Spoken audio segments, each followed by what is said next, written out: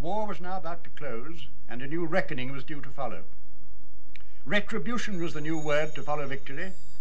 A new cloud was gathering. It threatened every collaborator, every coward, every double agent.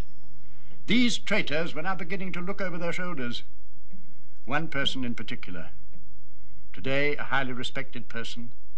Then, a traitor and a double agent. Now, hold this line open. What the hell? Ah, I thought you'd make a move. But it's too late. I've finished. It's all down here. Tomorrow the whole world will know you for what you really are. Do you remember I always used to say to you, festinare lente? Well, now it's too late. Oh, yes, you can smile. But this time your blackmail won't work. Your threats won't prevent me from destroying you. As far as I'm concerned, while you're free, the war is still on. And I won't rest at...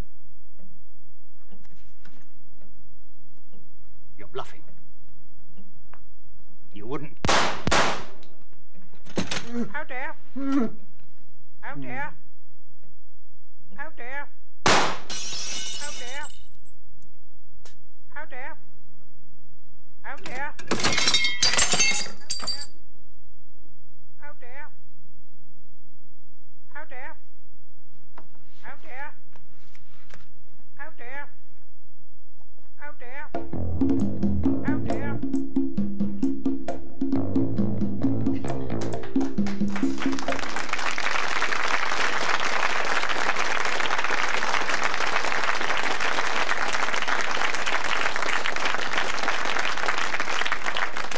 Good evening. Welcome to another edition of Whodunnit. Now, you've just seen a murder, and whoever done it will get life for killing a general. But, of course, for shooting a clock, you only get time. Now, we want you at home to try and find out who done it. Now, we will show you in a moment the rest of the story, after which the suspects will be cross-examined here in the studio by tonight's 4 celebrity guests. Now, first, let me welcome the old gentleman himself from Spring and Autumn, Mr. Jimmy Jewel, or as I used to know him in the old up-the-pole days, Copper Jewel.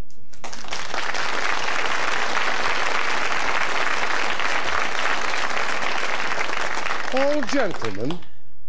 I'm not so old, you know. No? No. Oh. Well, in that case, I'm younger than I think. Nevertheless, here, for a real touch of spring, we have the lovely Amy MacDonald.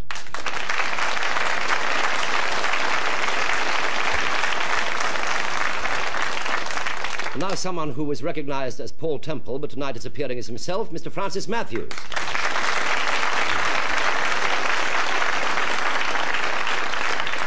Now, if anyone had to apprehend a murderer, who better equipped from the job and brimming with vitamin C than Henry Cooper?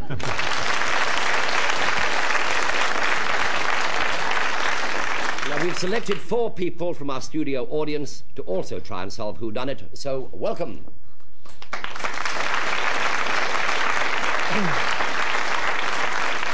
Now, let's go back now to the crime.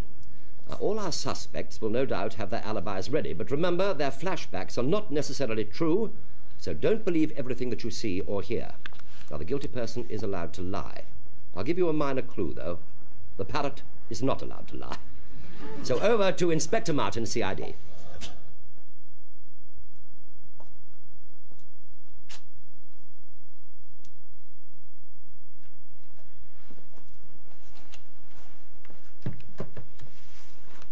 It's a bit of a mess, sir. Yes, it usually is. All right, bring him in. Would you come in, please, Lady Dixon? Inspector? My sympathies, madam. I won't keep you any longer than I need. You are the wife of the late General Sir Ralph Dixon, DSO, MC, retired. Yes, Inspector. Mr. Harold Adams, sir. This is a terrible thing, Inspector. Terrible thing. Yes, sir. Even I'm so sorry. Miss Sarah Randall, sir? Oh, you are the General Secretary. That's right. Do sit down. It was you who discovered the General. Yes. Could you tell me what happened when you arrived this morning? I arrived at 8:30, as usual.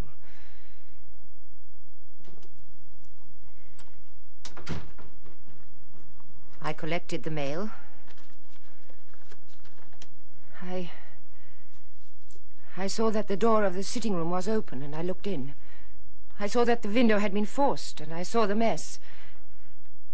I then ran upstairs to the general's study and found him.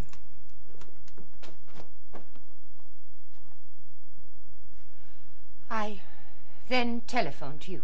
Was the tape recorder still on? Oh, it was on, but not running. It's automatic. It stops when the tape runs out. And how long does the tape run? The general always uses long-running cassettes. He does not like handling the equipment. Once he starts recording, he leaves it on. He says that switching it on and off spoils his concentration. I loaded the recorder before I left last night at about 8 o'clock. And how long does the cassette run? An hour. Thank you.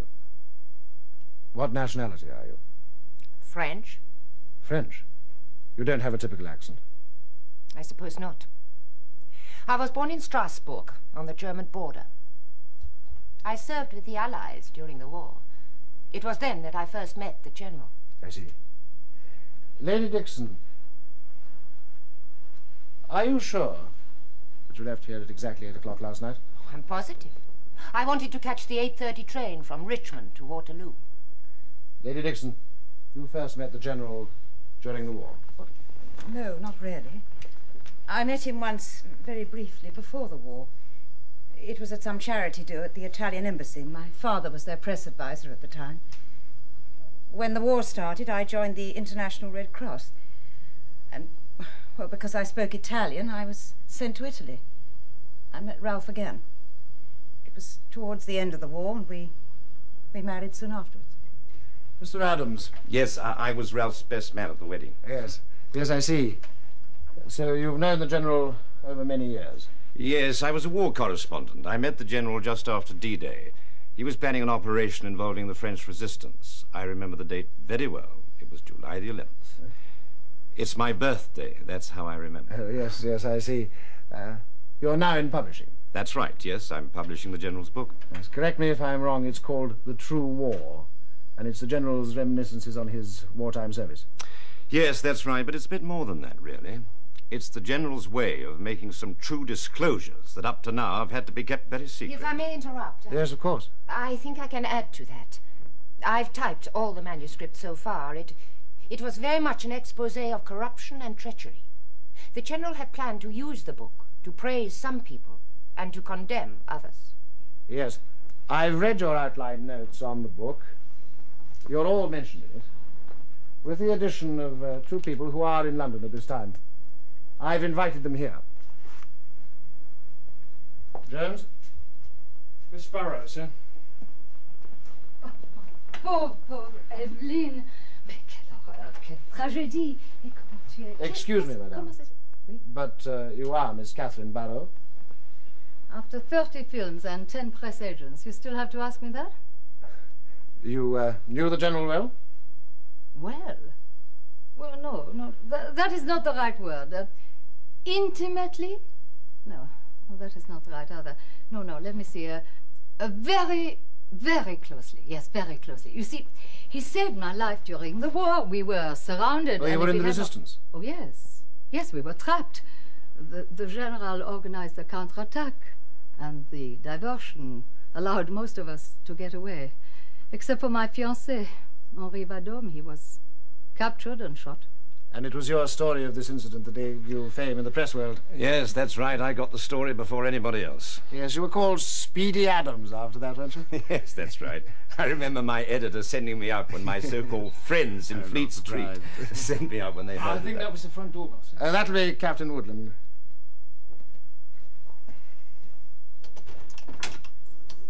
Captain Woodland. That's right. We're in the drawing room. Fine, thanks. Sorry to be late. This is a terrible business, Evelyn. I'm so sorry. I served under him for over 3 years, you know. Damn fine officer, if you ask me. Yes. Captain Woodland, you complete the list of people mentioned in this unfinished book. Miss Barrow, you have an entire chapter to yourself. Mr. Adams, Lady Dixon, Miss Romney, you all feature prominently. It's my guess that one of you will appear in the final chapter.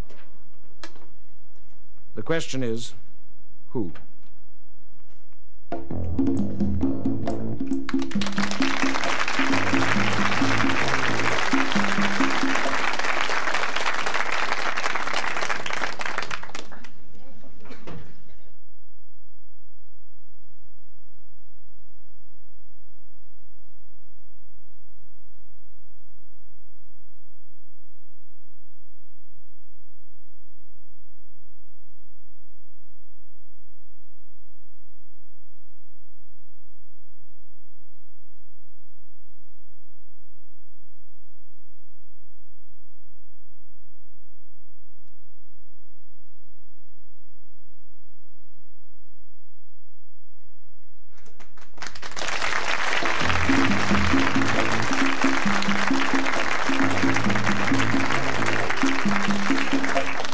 Welcome back to Whodunnit and our panel of experts who are trying to find out who killed General Sir Ralph Dixon, DSO MC retired.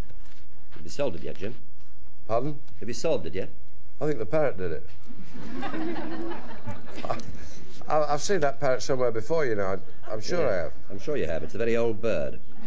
Now, before we rejoin the action, let me recap the story so far.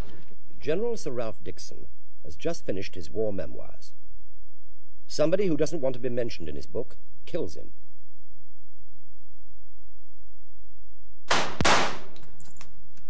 The General Secretary is questioned by Inspector Martin. She found the body. Also being questioned is Harold Adams, the General's friend and publisher. He's just sold the book for £100,000. Catherine Barrault, French film star, also knows the General from the war days. Another wartime friend of the General's is Captain George Woodland, who knows Lady Dixon, the General's wife. Inspector Martin continues the investigation. Mr. Adams, was the date set for the publication of the book? Yes, in about 2 months' time. I had already received an advance of over £100,000 for the book and the film rights. Now, with all this publicity, probably go even higher. And who will receive these royalties? Lady Dixon, of course.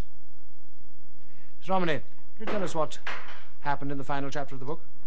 The exposure of a double agent. Apparently this person is still living today and was responsible for the death of hundreds of Allied soldiers and patriots during the last campaigns of the war. Well, why did the General wait so long before making these disclosures? He was being blackmailed. During the war, his brother, unknown to the General, was running a very large black market operation. And the General unwittingly used some large financing from his brother to start some new ventures after the war.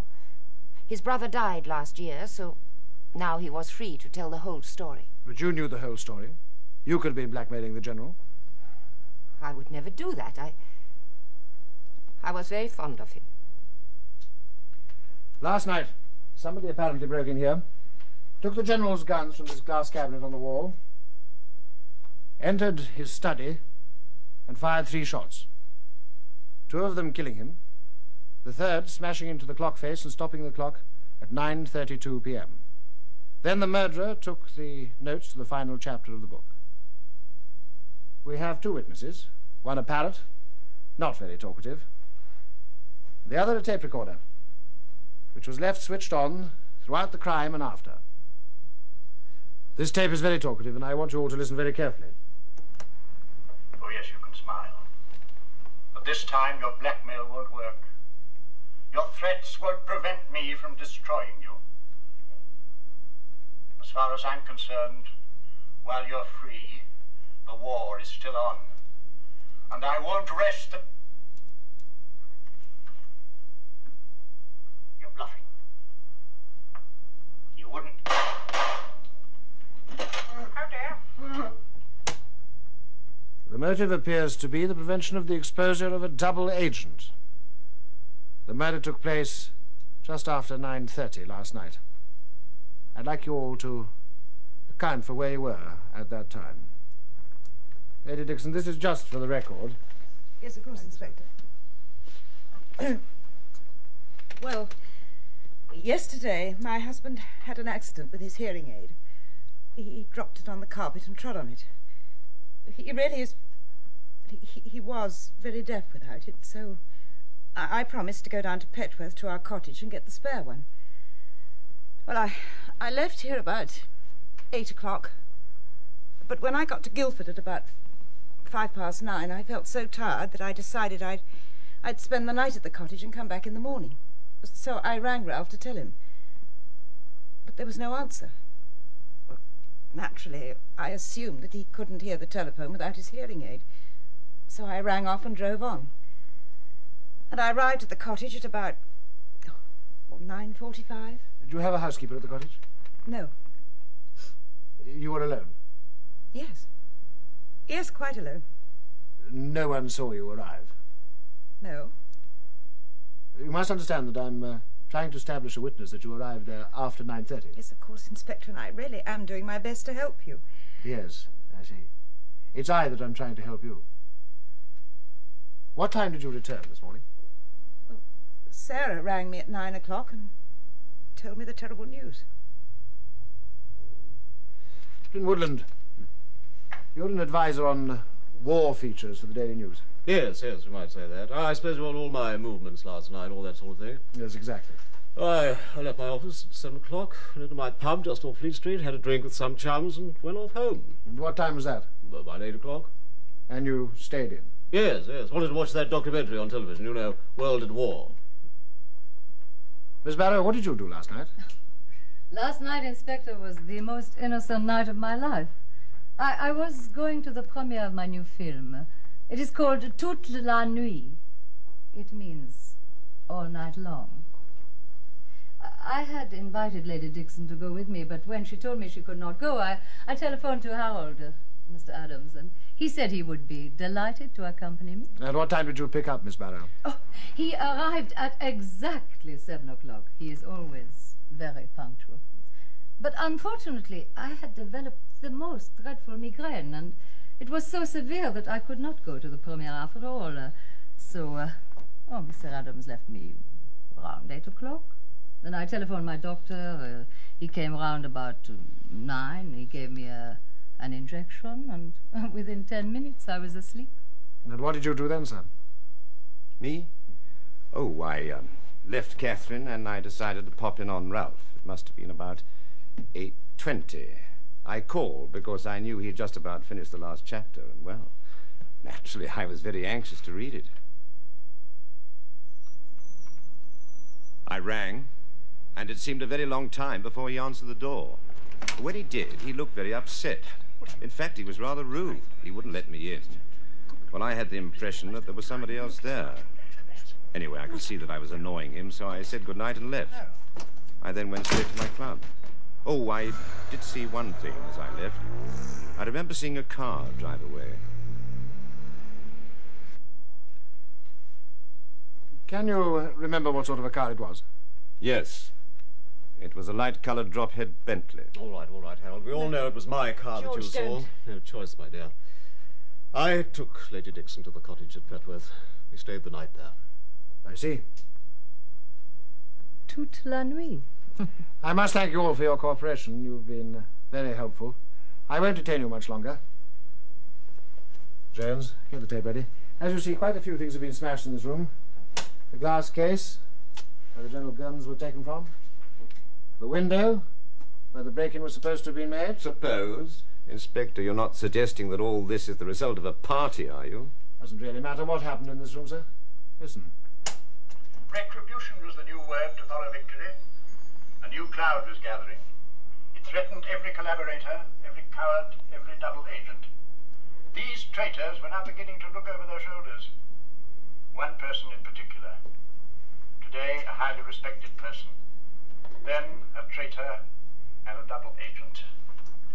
Now, hold this line open. What the hell? Look again at this room. Wouldn't you say all this would have made quite a noise? Now, I'm not surprised that the General didn't hear it. But I am surprised that this amount of noise wasn't picked up by the recorder one floor above. Out there. Out there. Out there. Out there. Out there.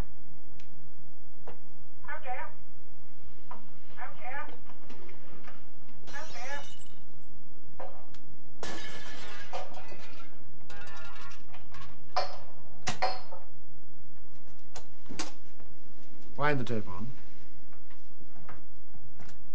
Now, you've all told me that you were somewhere else at 9:30, but that doesn't really matter either, because the murder took place about 8:30, an hour earlier. Listen to this.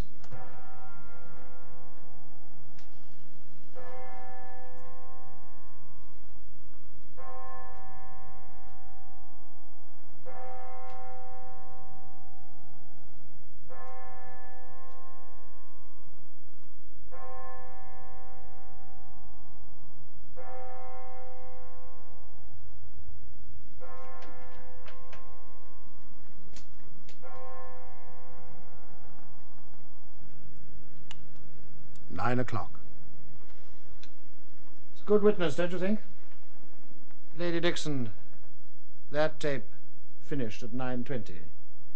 It was an hour-long running tape, so it started at 8:20. Your phone call wasn't recorded, so it must have been made after 9:20, which means that you were later than estimated at arriving at Petworth. It means that you could have been here at 8:30.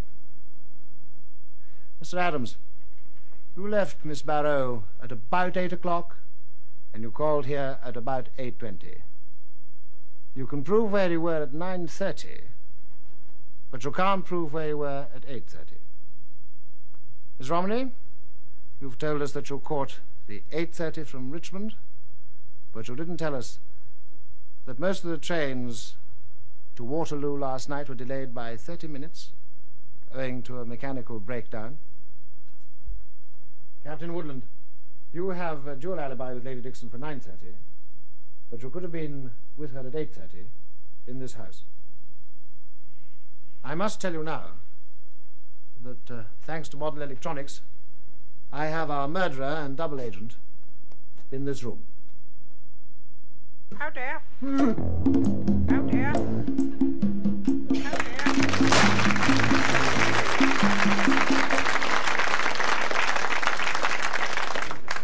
Well, that's it. Inspector Martin's investigation is over, and ours is about to begin. But first, let's have a ripple for the suspects here in the studio. A ripple, please.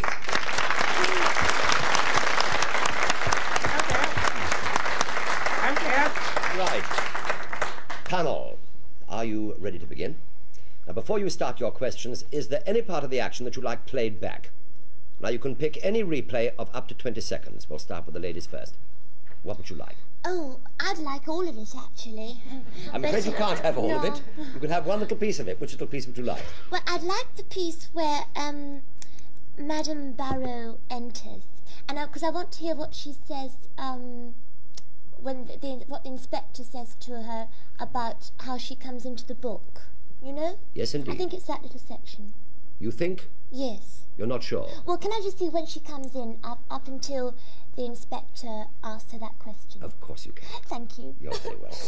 James? Jimmy? What? What replay would you like? Well, I don't know why, but I think I haven't got a clue what it's all about, you know. It'll come clear to you later on. Yes. I hope it does. It's not coming very clear at the moment.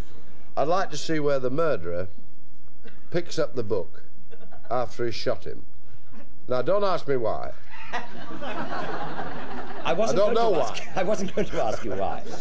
I'm very glad that you asked to see that bit. I like that bit myself. Did you? Right. Yes. Yes. Where'd you get your haircut? In a pet shop?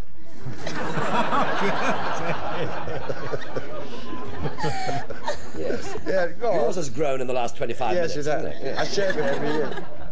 Francis, what replay would you like? Well, I'd like to see a bit very close to what Jimmy wants to say. I'd like to see immediately after the killing, immediately after the shooting of the colonel or the general. Was it general or the colonel? The general. The general. I'd like to see immediately after when the gun is placed on the clock. When the gun is placed on the clock? Yes. Yes, indeed. That's quite clear. Thank you very much. Henry? Well, I would like to see the bit as the door just swings open from then on till after the shooting. At the I've got beginning. something in my mind, but it's not quite clear now. I think that's going to clear the part up for me. Where the door swings open just before the shooting. And then I want to see the, or hear the murder. You want to hear the murder? I want to hear the murder. You don't want to see it, you just want to hear it. I just want to hear it. All right. Well, while they're finding these replays, we'll start with some questions. One question each. Jimmy. Yes, well, I would like to ask Madame Barrow and Captain Woodland if they both served in the resistance together. Are you asking me first? Yes, please. No, I never met Captain Woodland during this time because we were in different parts of France, Did you serve in the resistance? No, I was with the General British Army? on his staff, yes. I see. Thank you very much. Thank you, Jimmy. Amy. I would like to ask Miss Romany, if I may, how old are you? I am... I suppose I have to tell the... You can lie if you like. 48. Ah, that surprises me. Only Amy MacDonald could answer a question like that. Yes, it surprises me too. Francis, a question, please. Yes. Miss Romany, you don't look 48, may I say. But could I ask you how long you have known Mr. Adams? I have only known Mr. Adams since, about 3 years. Then I came to England to work with the General on the book. And did we hear you say that you knew the General during the war? Yes, I served for him. You did? During the war, yes. And may I go on asking just one? No, I'm sorry. I'm sorry, Francis, because the first replay is ready. Thank you. Now, it seems that Henry, Francis and Jimmy have all asked more or less to see the same replay. So what we're going to do is we're going to play one piece right the way through. So here it is for you. Now, hold this line open. What the hell? I thought you'd make a move. But it's too late. I've finished. It's all down here. Tomorrow the whole world will know you for what you really are. You remember I always used to say to you, festinare lente? Well, now it's too late. Oh, yes, you can smile. But this time your blackmail won't work. Your threats won't prevent me from destroying you. As far as I'm concerned, while you're free, the war is still on. And I won't rest. You're bluffing. You wouldn't. How dare? How dare? How dare? How dare? How dare? How dare? How dare? How dare? How dare? How dare? How dare? How dare? Right. 3 in 1. Does that help you at all? Well, not really. That makes it much worse for me. I thought I had it. It's completely confused. Now you can start all over again. Good grief, I haven't the time. Henry, can I have a question from you, please? Yes, I would like to ask Captain Woodland if he knew, if he understood, what was it, Latin, the General had said when he said something about when I used to say Fentis, Laras, whatever it was. Did you understand that? Complete mystery to me, old man. Absolute, no. Did you go to Sandhurst? Was you an officer trained at Sandhurst? No, I didn't actually go to Sandhurst. Oh, I see. No. Thank you. All right, Henry? Yes. Festinare lente, I believe, is what you were searching for. That's what I was searching for. Yes, very rare nowadays. Yeah, it is. You catch it off parrots. Very painful too, I believe. You catch it off parrots. But what does it mean, actually? Because that's very important. I'm sorry to interrupt you there, Amy. I can't answer that just for 1 minute because the red light's up again. We're ready for your replay, which I think is much more important. You would like to see Madame Barrow's entrance. Yes. Jones? Miss Barrow, sir. pauvre Evelyne. Mais quelle horreur, quelle tragédie. Et comment tu es... Excuse me, madame. Comment ça se... Oui? But you are Miss Catherine Barrow. After 30 films and 10 press agents, you still have to ask me that? You knew the General well? Well? Well, no, that is not the right word. Intimately? No, that is not right either. No, let me see. Very, very closely. Yes, very closely. You see... Right. Amy, did that help? Not really, no. Would you like to ask another question? Well, can I ask a question? Of course, yes.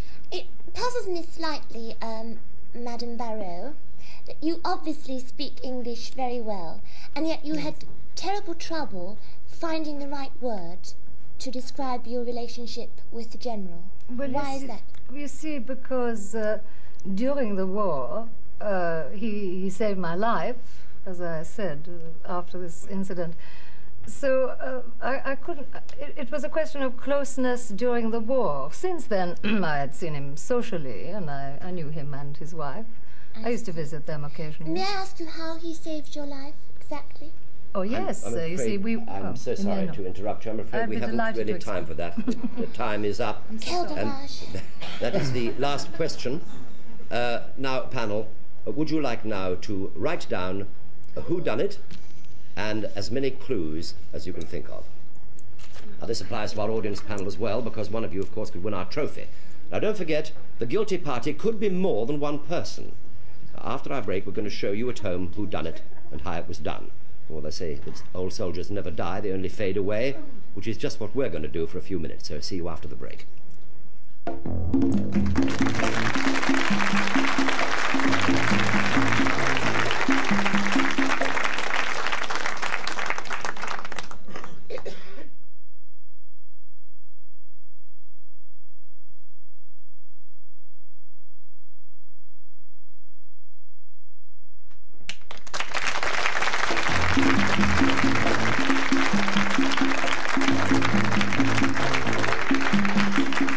Welcome back.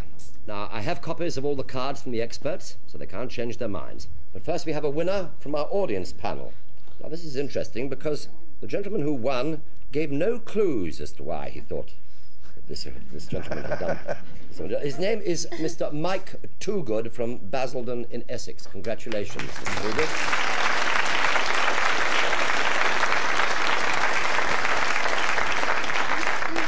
You might be interested to know that you win this extremely acceptable gift from Thames Television. Right, now, panel, I want you to tell us who done it and give us a clue. Jimmy. Well, after great deliberation and years of self-denial, I think Harold Adams did it. Because he said he received £100,000 for the book and the film rights, and it would be worth much more now with the publicity. I see. Thank you. Amy. Well, I was a little confused because at the scene of the murder, watching the General looking at the person, I thought, oh, it's got to be a very tall man, you see. Because he was sort of looking up at him, wasn't he? Well, he was sat down, love. Oh, dear. I forgot about that. You mustn't forget about things like that. Oh, dear. Yes. Oh, that's right. No, but anyway, I haven't finished. Oh, you haven't? No, because then, when I did my thing, you know, I decided it was Sarah. I see. Yes, because she lied twice, you see. Yes. And the murderer's the only one that's allowed to lie. Yes, you're quite right there. Absolutely right. I'm not saying you are right, but you're quite right there. Francis. When did she lie twice? Never mind. Well, I think it was Harold Adams and Sarah Romany in cahoots. I think they did it together, and I think because the clock was pushed forward an hour, Sarah was the first to find the body, and she reset the clock and recorded the chime of 9 o'clock on the tape recorder. Hmm. Interesting. Yes. Rubbish, but interesting. Interesting rubbish. Henry Cooper. Well, I think it was that dirty red Captain Woodland. Because when he walked into the room and the General looked up to him, he spoke this Latin, what we've just said it was, and that could have been an army motto, which I think it was, and Captain Woodland would have been the only one who would have understood that, and who the general could have said that to quite often, because he said, I've always said so-and-so to you, so that's why I think it's Captain Woodland. Anyway, I'd like to hear that played back. I'd like to hear that played Henry, back. I can now see why you won so many fights you'll never breathe. Well, that's very interesting. So that's what you all think, is it? Well, we'll now see where you were right or where you were wrong. Will the real whodunit stand up, please? No.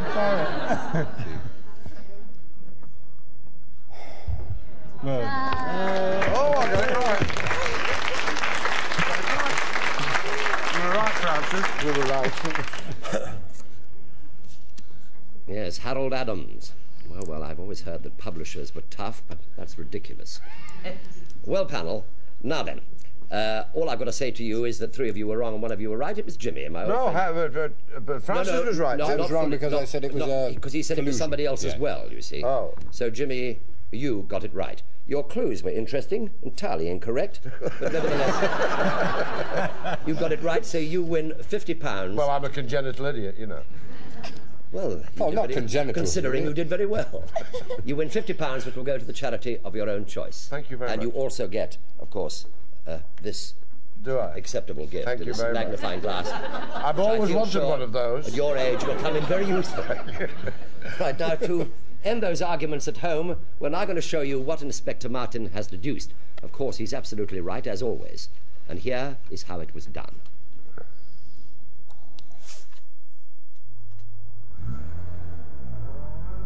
Harold Adams knew that he would be ruined if he was exposed as a double agent during the war. But if he waited until the general had almost finished the book, he could sell the rights for over £100,000. He was trained to pick locks in the war, so it was easy to get into the general's house, enter the study, and kill him.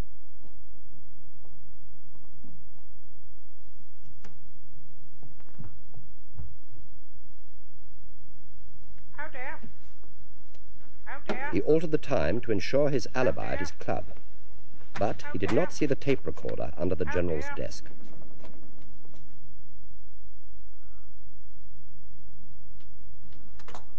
He made the mistake of wrecking the drawing room to simulate a break-in after killing the general, not realizing that the noise would have been recorded on the tape before the gunshots, not after.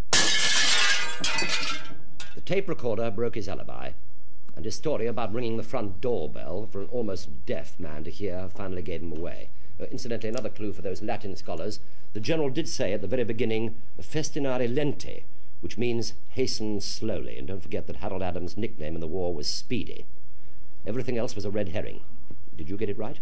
Well, never mind. You'll have another chance next week. It's back to the army during the Second World War. I won't tell you who gets killed, but I'll give you a clue. It's called Goodbye, Sarge. So until then, thank you to the panel. Thank you. Thank you. Thank you. Thank you to the suspects. By the way, for you animal lovers at home, the parrot is going back to the zoo to dictate his memoirs. Good night.